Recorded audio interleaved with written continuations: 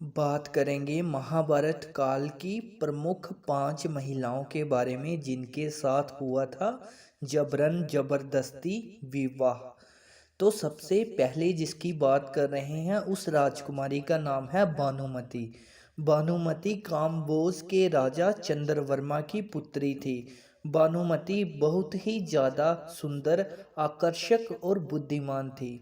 उसकी सुंदरता के किस्से काफ़ी ज़्यादा प्रसिद्ध थे। जगह जगह उसकी सुंदरता के किस्से जो थे वो चलते थे। यही कारण था कि भानुमति के स्वयंवर में शिशुपाल, जरासंध, रश्मि, वकर, कर्ण आदि राजाओं के साथ दुर्योधन भी गया हुआ था। कहते हैं कि जब भानुमति हाथ में माला लेकर अपनी दासियों और अंगरक्षकों के साथ दरबार में आई और एक एक करके सभी राजाओं के पास से गुजरी, तो वह दुर्योधन के सामने से भी गुजरी। दुर्योधन चाहता था कि भानुमति उसे माला पहना दे, लेकिन ऐसा नहीं हुआ। दुर्योधन के सामने से भी भानुमति आगे बढ़ गई। दुर्योधन ने क्रोधित होकर तुरंत ही भानुमति के हाथ से माला झपटकर खुद ही अपने गले में डाल ली। इस दृश्य को देखकर सभी राजाओं ने तलवारें अपनी अपनी निकाल ली। ऐसी स्थिति में दुर्योधन ने भानुमति का हाथ पकड़ा और वह उसे महल के बाहर ले जाते हुए सभी योद्धाओं से बोला कि कर्ण को परास्त करके मेरे पास युद्ध करने आ जाना, लेकिन मेरे से पहले तुम लोगों को सर्वश्रेष्ठ योद्धा कर्ण से युद्ध करना पड़ेगा। अर्थात उसने सब योद्धाओं से कर्ण से युद्ध करने की चुनौती दी, जिसमें कर्ण ने सभी को परास्त कर दिया। इस तरह दुर्योधन ने भानुमति के साथ किया था जबरदस्ती विवाह। और जो दूसरी राजकुमारी है उसका नाम था गंधारी। कहते हैं कि गंधारी ने धृतराष्ट्र से मजबूरीवश विवाह किया था।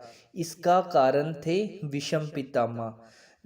अंधे महाराज धृतराष्ट्र के लिए विषम पितामह ने गंधार नरेश की राजकुमारी गंधारी का बलपूर्वक विवाह धृतराष्ट्र से करवाया था।